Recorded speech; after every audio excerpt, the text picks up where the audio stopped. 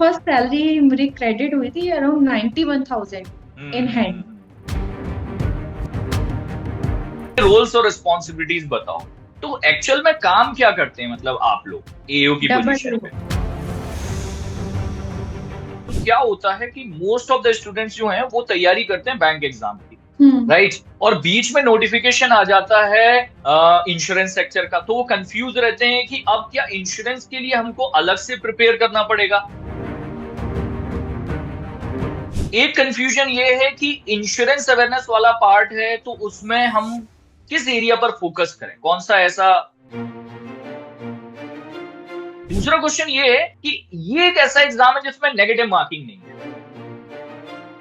तो इसमें अप्रोच कैसे चेंज करें बैंक से? वर्कलोड कैसा है बैंकिंग सेक्टर के कंपैरिजन में, मैंने सुना है। सर बेसिकली इंटरव्यू में जो मुझे लगा कि sir confidence is very must, मतलब मेरा फर्स्ट इंटरव्यू था लाइफ का, तो मेरे को था।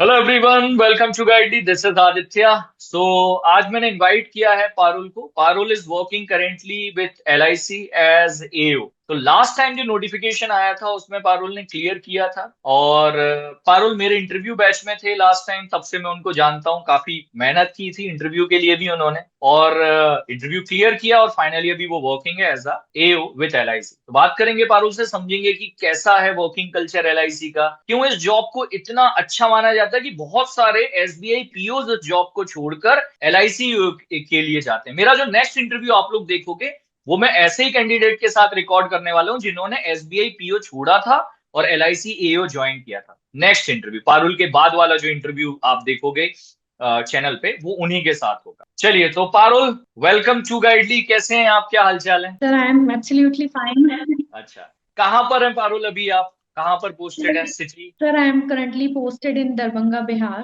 दरभंगा बिहार में है। और आप यूपी से हैं? Yes sir, I am from Bulandshahr Uttar Pradesh. Bulandshahr Uttar Pradesh. कब स्टार्ट किया था पारुल आपने, आपका प्रिपरेशन कब स्टार्ट हुआ आपका? सर मैंने T20 लास्ट अराउंड सितंबर अक्टूबर तरफ मैंने स्टार्ट किया था प्रिपरेशन। अच्छा, हाँ जी। मतलब आपने ग्रेजुएशन के तुरंत बाद स्टार्ट कर दिया था। अब सर एक मेरा बड़ा अच्छा इंपॉर्टेंट क्वेश्चन है पारुल, क्या होता है कि मोस्ट ऑफ द स्टूडेंट्स जो हैं वो तैयारी करते हैं बैंक एग्जाम की, राइट? और बीच में नोटिफिकेशन आ जाता है इंश्योरेंस सेक्टर का, तो वो कंफ्यूज रहते हैं कि अब क्या इंश्योरेंस के लिए हमको अलग से प्रिपेयर करना पड़ेगा। आप इंश्योरेंस की तैयारी आपकी प्राइमरी थी या बैंकिंग की प्रिपरेशन आपकी प्राइमरी चल रही थी? सर मैंने बैंकिंग की प्रिपरेशन स्टार्ट की थी बेसिकली, बट LICAA का नोटिफिकेशन आया था 2020 जनवरी में, तो दोनों का मेरे को भी सर LIC के बारे में कुछ मालूम नहीं था, क्या सिलेबस है, मतलब क्या वर्क होता है, मतलब क्योंकि मैं बैंक की प्रिपेयर करी थी, वही घुसा हुआ था, पीओ करना है, क्लर्क करना है। तो फिर मैंने सिलेबस देखा, टॉपिक्स जो थे वो सेम है बिल्कुल, जो बच्चा बैंकिंग की प्रिपरेशन कर रहा है वो इजीली LICAA का एग्जाम क्लियर कर सकते हैं, बिल्कुल सिमिलर सिलेबस है। बस डिफरेंस ये है कि इंग्लिश इसमें क्वालिफाइंग इन नेचर है बेसिकली, और बनती है वो मैथ्स और रीजनिंग पे बनती है प्री में, और मेंस में इंग्लिश के सिर्फ डिस्क्रिप्टिव आता है, वो भी क्वालिफाइंग इन नेचर है। करेक्ट। और एक जो एक्स्ट्रा सब्जेक्ट है वो इंश्योरेंस अवेयरनेस है, जो बैंकिंग में नहीं आता। करेक्ट। तो मैं एक एक करके मूव करूंगा, क्योंकि ये वो एरिया जहां पे स्टूडेंट्स को बहुत कंफ्यूजन है। एक कंफ्यूजन ये है कि इंश्योरेंस अवेयरनेस वाला पार्ट है, तो उसमें हम किस एरिया पर फोकस करें, कौन सा ऐसा टॉपिक का लिस्ट ना दें, आप थोड़ा सा एक आइडिया दे दें कि किन एरियाज पर ध्यान रखना है इंश्योरेंस अवेयरनेस पढ़ते टाइम। तब बेसिकली तो LIC का स्टैटिक पार्ट हमको आता हो, कब ठीक है। स्टेबिलिटी थी और किन किन हाँ, इंश्योरेंस को मर्ज करके बनाया गया था। करेक्ट। तो हिस्ट्री ऑफ LIC एलआईसी बोल सकते हैं कि हिस्ट्री ऑफ एलआईसी हमको पहले से पता हो। ठीक है, ओके। उसके बाद जो IRDAI ने करंट रूल्स एंड रेगुलेशंस बनाए हैं, लाइक इसमें ओम्बड्समैन का होता है इंश्योरेंस में, ओम्बड्समैन, तो उसके रिगार्डिंग क्वेश्चन पूछे जाते हैं कि कितनी लिमिट तक का केस ओम्बड्समैन में जाता है। परफेक्ट ये कुछ परफेक्ट। पार्ट में थोड़े बहुत चेंजेस होते रहते हैं, ऐसा फिक्स नहीं है लिमिट्स बढ़ा, तो बेसिक हमें जो आईआरडीआई ने अभी रूल्स निकाले हैं करंट में, ये सब एलआईसी। लास्ट 4-5 मंथ्स में आईआरडीआई के जो सर्कुलर्स आए, जैसे हम लोग बैंक में आरबीआई के सर्कुलर्स पढ़ते हैं, वैसे यहाँ पे हमको जो आईआरडीआई के सर्कुलर्स आए लास्ट 4-5 मंथ्स में वो कवर करना है। इंश्योरेंस हाँ, सेक्टर में जो अपडेट्स आए वो कवर करना है। नए इनिशिएटिव्स आए, जैसे आईआरडीआई ने अनाउंस किया है insurance for all by the year 2047, उसके लिए इनिशिएटिव्स लेकर आए। बीमा सुगम, बीमा वाहक, बीमा विस्तार, बीमा ट्रिनिटी जिसको हम बोल रहे हैं, वो वाला एरिया, मतलब इंश्योरेंस का करंट अफेयर्स, अगर मैं सही ये पकड़ पा रहा हूँ, करेक्ट है? हम्म, ठीक है। तो ये वाला एरिया जिसपे स्टूडेंट्स को ज्यादा फोकस करना है। अब दूसरा क्वेश्चन ये है कि ये एक ऐसा एग्जाम है जिसमें नेगेटिव मार्किंग नहीं है, तो इसमें सर अप्रोच कैसे चेंज करें बैंक से? सर मेरा था कि एक्यूरेसी पे, क्योंकि हमें मैक्सिमम क्वेश्चंस अटेम्प्ट करना है इसमें, बिकॉज कट ऑफ बहुत हाई जाती है। तो हम्म। एक्यूरेसी में फोकस करना है, ऐसा नहीं कि हम कुछ भी तुक्के मार के टिक कराएंगे। रैंडमली के लग रहा है, हाँ। बेसिकली स्पीड इसमें हमारी अच्छी होनी चाहिए और एक्यूरेसी पे हम्म, तो सर वर्क करना चाहिए। बट सर नेगेटिव पॉइंट नहीं है, तो ये बच्चों को लगता है कि टिक कर देते हैं सही हो जाएगा, वो मतलब कोशिश नहीं करते उसको अटेम्प्ट करने की। हाँ हाँ हाँ हाँ भी कर देते हैं कि अरे नेगेटिव तो कटेगा नहीं, तो कर देते हैं अटेम्प्ट। तो सर ये हाँ। बिल्कुल अप्रोच है, इसको भी ऐसे ही हम्म समझ चलेगी। इसमें नेगेटिव है वो अलग बात है कि लास्ट में हमारे पास 31, मतलब मेंस में हम लोग कर सकते हैं लाइक इंश्योरेंस अवेयरनेस हम्म और जनरल अवेयरनेस में हम लोग टिक कर हम्म सकते हैं, लाइक लास्ट हम्म। 2 मिनट बचा हुआ है तो हम लोग सोच सकते हैं कि हाँ, हो छोड़ना इवन। नहीं है। ये आपने अच्छा कहा कि क्वेश्चंस को छोड़ के मत आओ आप, पर दिमाग में ये लेके चलो कि आपकी एक्यूरेसी मेंटेन रहे। नहीं तो बच्चों को ये रहेगा कि नेगेटिव मार्किंग नहीं है, फटाफट फटाफट चलो ट्राई मार लेते हैं टाइप्स। तो क्वेश्चन में, जैसे सर बैंक एग्जाम में एक्यूरेसी पर ध्यान देते हैं अटेम्प्ट्स के साथ, यहाँ तो अटेम्प्ट्स बढ़ाने हैं और साथ में एक्यूरेसी भी मेंटेन करना है, करेक्ट? यस, क्योंकि प्री में हम लोग मैथ्स और रीजनिंग में हम लोग हिट एंड ट्रायल नहीं कर सकते, वो तो हमें सॉल्व करके ही हम्म पड़ेगा। ये थोड़ा काम करेगा तो मेंस में करेगा। कभी एक हम्म दो क्वेश्चन सही निकल गए इंश्योरेंस अवेयरनेस और जनरल अवेयरनेस में, तो वहीं पे हम्म थोड़ा काम कर सकता है। अदरवाइज तो सर यही सोच के चलिए कि नेगेटिव है, हमें एक्यूरेसी पे हम्म। फोकस करना है, बिकॉज कट ऑफ बहुत हाई जाता है इसका। बढ़िया, ठीक है। वर्कलोड कैसा है बैंकिंग सेक्टर के कंपैरिजन में? मैंने सुना है आप जैसे बहुत सारे स्टूडेंट्स हैं जो वर्क कर रहे हैं ऑलरेडी इंश्योरेंस कंपनीज में, नॉट ओनली एलआईसी। मैं बाकी बच्चों से भी फीडबैक लेता हूँ जो एनआईएसीएल में है या एनआईसीएल में है, हर किसी का फीडबैक मुझे आज तक पॉजिटिव मिला है कंपेयर टू बैंक। तो आपका क्या है कि वर्क सर प्रेशर वगैरह कैसा है? मेरा भी सर पर्सनल एक्सपीरियंस है कि वर्कलोड सर नहीं है इतना as compare to hmm bank. और बैंक में अंडर स्टाफ रहता है, एलआईसी में there is hmm sufficient staff for each and every work, तो हम्म कुछ कोई वर्कलोड नहीं है और बहुत अच्छा लगेगा। वर्क कल्चर बहुत अच्छा है यहाँ का सर। पॉजिटिव हम्म। रिव्यू आपको सही मिले हैं बिल्कुल। ऐसा अच्छा, कोई। मजा, आपको मजा आ रहा है मतलब काम करने में? यस सर, मेरे को, मैं काफी इंजॉय कर रही हूँ, बहुत अच्छा वर्क कल्चर है एलआईसी का, नो डाउट सर। चलिए बढ़िया है। थोड़ा सा ये बताइए कि लास्ट टाइम जब आप इंटरव्यू के लिए गए एलआईसी का, आपका पहला इंटरव्यू था, अगर मैं गलत नहीं हूं तो एलआईसी यू आपका पहला और आखिरी इंटरव्यू आपने दिया। पहला और आखिरी इंटरव्यू में आपका क्लियर हो गया और आपने ज्वाइन कर लिया। कुछ क्वेश्चंस अगर याद हो क्या पूछा था और किस तरीके के क्वेश्चंस पूछ रहे थे? इंश्योरेंस अवेयरनेस से रिलेटेड कितने क्वेश्चंस थे? उसके अलावा आपके प्रोफाइल रिलेटेड कितने क्वेश्चंस थे? इनके बारे में कुछ आइडिया हो तो बता दीजिए। सर एक्चुअली मेरा इंटरव्यू अराउंड 20 या 25 मिनट्स चला था। तो हम्म मुझसे, actually I am graduate in bachelor of commerce, तो मुझसे हम्म कॉमर्स, मेरे बैकग्राउंड के रिलेटेड ही मेरे से सारा क्वेश्चंस पूछे गए थे। इवन हम्म। मतलब IC regarding he didn't ask even a single question. अच्छा, तो एलआईसी से रिलेटेड नहीं पूछे उन्होंने क्वेश्चंस? अच्छा, ठीक है। तो मेरे हम्म बैकग्राउंड रिलेटेड ही उन्होंने मुझसे सारे क्वेश्चंस पूछे थे, लाइक कंडीशंस रख के कि क्योंकि मैं अकाउंट से हूँ, मेरा बैकग्राउंड कॉमर्स है, तो हम्म उसमें बिल्स वगैरह, तो उसके रिगार्डिंग की मेरे को सिचुएशन दिया, अगर ऐसा होगा तो डेटर्स क्रेडिटर्स, इस टाइप से मतलब डीप हम्म पूछे थे मेरे बैकग्राउंड से रिलेटेड। हम्म सर बेसिकली इंटरव्यू में जो मुझे लगा कि sir confidence is very must, मतलब मेरा फर्स्ट इंटरव्यू था लाइफ का, तो मेरे को हम्म था कि मैं थोड़ा इंट्रोवर्ट हूँ, मैं इतना बात नहीं कर पाती थी पहले। तो हम्म फिर मैंने सर बैच आपका ज्वाइन किया था, तो तब मेरे अंदर बहुत ज्यादा कॉन्फिडेंस आया। इवन मेरे को अगर कुछ वहां नहीं आता था तो भी मेरे अंदर हम्म कॉन्फिडेंस था कि ठीक है, विद मतलब विद स्माइली फेस आप अच्छे से नो करो, नहीं आता है अगर तो होना चाहिए बस सर। मेन तो ये है, नॉलेज भी इम्पोर्टेंट है बट कॉन्फिडेंस भी बहुत ज्यादा जरूरी है, जो मुझे इंटरव्यू बैच से सब मेरे को बहुत हेल्प मिला था। तो ये है मॉक दिया था आपने, मेरे साथ हुआ था, आपका मॉक हुआ था मेरे साथ आपका? सर, हुआ था आपके साथ। ठीक है।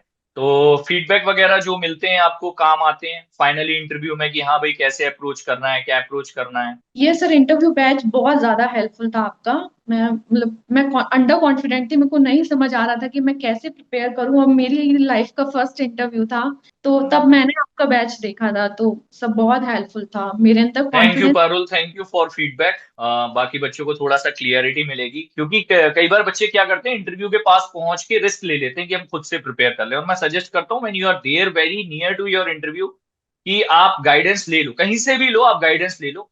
बाय द वे मैं एक बार बच्चों को क्लियर कर दूं, मेरा इंटरव्यू बैच इस बार गाइडली प्लेटफॉर्म, मतलब इस बार से आने वाले मेरे सारे बैचेस गाइडली प्लेटफॉर्म पर ही अवेलेबल होंगे, मेरे सारे इंटरव्यू बैचेस।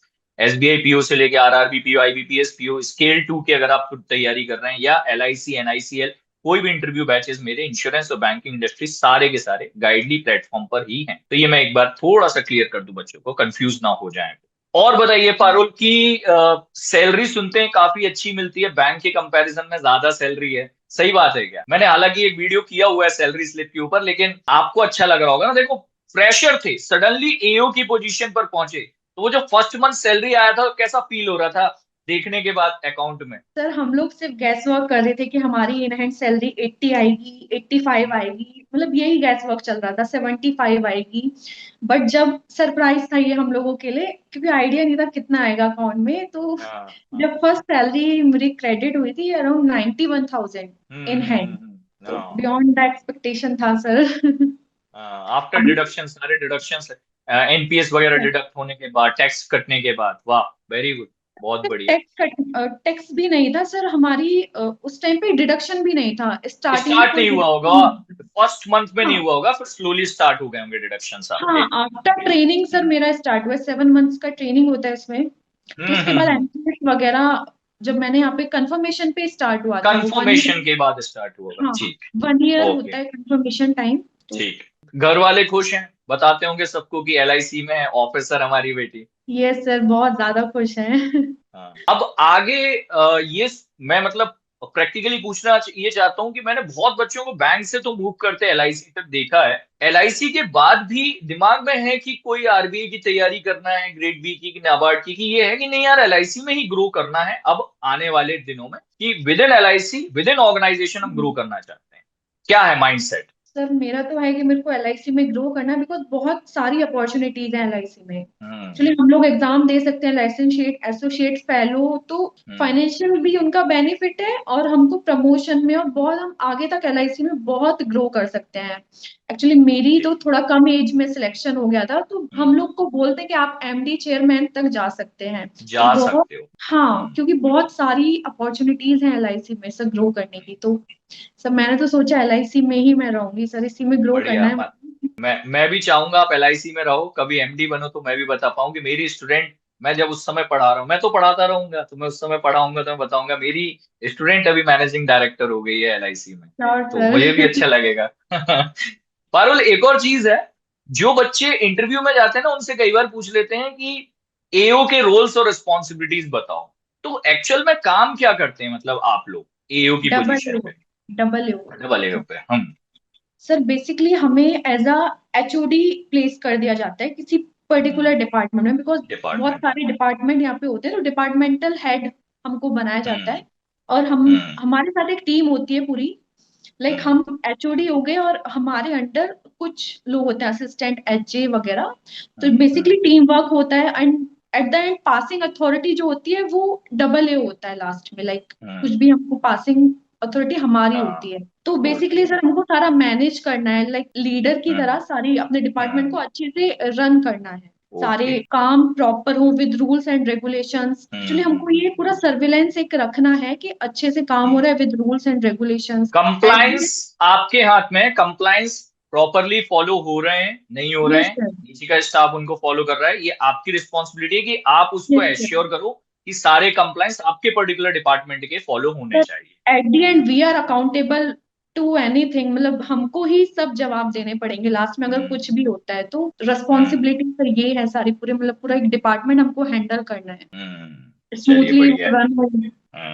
बढ़िया बढ़िया बढ़िया। ठीक है पारुल, लास्ट टिप्स दीजिए उन बच्चों को जो इस साल एग्जाम लिखने जा रहे हैं, कि आपके तरफ से क्या टिप्स होंगे, क्योंकि आपने बैंक एग्जाम भी लिखे हैं, बैंक एग्जाम के बहुत क्लोज तक भी आप गए सिलेक्शन के, यस सर। और इंश्योरेंस का एग्जाम आपने क्लियर किया while preparing for bank examination. तो उनके लिए कुछ टिप्स जो बच्चे इस साल जा रहे हैं। सर बेसिकली तो हमें ये वेट नहीं करना कि पहले प्री हो जाए उसके बाद हम मेंस की प्रिपरेशन करेंगे, क्योंकि बिल्कुल गैप नहीं रहता है। हमें प्री करेक्ट और है। मेन साथ में ही करना पड़ेगा। और हम्म मतलब जर्नल अवेयरनेस 4-5 मंथ्स की सफिशिएंट है। हम्म तो हमको सर प्री मेन साथ में लेके ही चलना है। इंटरव्यू हम्म में थोड़ा सा गैप आ जाता है 1-2 महीने का, तो हम इजीली उसमें प्रिपेयर कर सकते हैं वो। करेक्ट। तो हमें प्री पे और मेंस पे डेली सर मॉक टेस्ट लगाना है उसके। तो लगाइए। मेरी सर अप्रोच कोई हार्ड एंड फास्ट रूल नहीं था, बहुत सिंपल अप्रोच थी बाकी बच्चों की तरह। हाँ मैं बहुत कंसिस्टेंट रही हूँ, मतलब हाँ। कंसिस्टेंसी मैंने मेंटेन की है, कभी गैप नहीं किया। डेली जब एग्जाम 1 मंथ रह जाता है तो मैं 2-2 3-3 दिन में मॉक टेस्ट देती थी। मॉक्स लगा रहे थे। हाँ, तो वही सर प्री और मेन साथ में लेके चलना है, बिकॉज मैं देख रही थी कि अक्टूबर नवंबर में एग्जाम है, तो करेक्ट। बिल्कुल सर टाइम नहीं है। तो मेरी तरफ से यही है कि थोड़ा मेहनत करो, मतलब इतना डिफिकल्ट नहीं है। जो कंसिस्टेंट है और अच्छे से अपनी एक्यूरेसी स्पीड पे फोकस करेंगे वो इजीली निकाल लेंगे, और उन्होंने अगर बैंकिंग एग्जाम्स क्लियर किए हुए बहुत इजीली वो निकाल ले जाएंगे इसको। चलिए बढ़िया है। So thank you Parul, thank you for joining us for this particular session. और मैं वापस से इनवाइट करूंगा एक बार वापस आपको बिफोर इंटरव्यू, कि आप जो इंटरव्यू वाले बच्चे होंगे उनको भी एक बार गाइड करें आके। और भी जो मेरे स्टूडेंट्स हैं, एओ हैं, मैं सबको बोलूंगा कि हाँ भाई 15-15 मिनट का टाइम स्लॉट दे दो, आप 15 मिनट आकर गाइड कर दो। बच्चों को काफी मोटिवेशन मिल जाता है कि हाँ, एक चीज होती है कि हाँ Parul was one of us few years yes back, कि हमारे में से ही एक थी पारुल, और इतने टाइम पहले वो तैयारी कर रही थी, बैंक की भी प्रिपरेशन कर रही थी, और फिर इंश्योरेंस निकाला और फर्स्ट टाइम इंटरव्यू में निकाला। तो वो जो कॉन्फिडेंस लेवल आप लोग बूस्ट कर सकते हो, मुझे लगता है मैं गाइडेंस दे सकता हूँ, कॉन्फिडेंस बूस्ट करने का काम आप लोग बेहतर कर सकते हो। तो उसके लिए यस मैं सर। जरूर इन्वाइट करूंगा, आपको भी करूंगा, और जो मेरे बाकी स्टूडेंट्स हैं उनको भी एक एक दो दो को, जो भी बहुत क्लोज है उनको सबको बुलाऊंगा। बच्चों को गाइडेंस मिल जाएगा, that will be better for them. Yes so sir. Will work better for together for that. Life as well sir. Yeah, it will be better for Gayatri join also. करेगा organisation को। Yes. So we'll work together for that. So thank you, Parul. Thank you for joining us for this wonderful conversation. All the very best for your bright future. Thank Take you care. So much sir, thank you.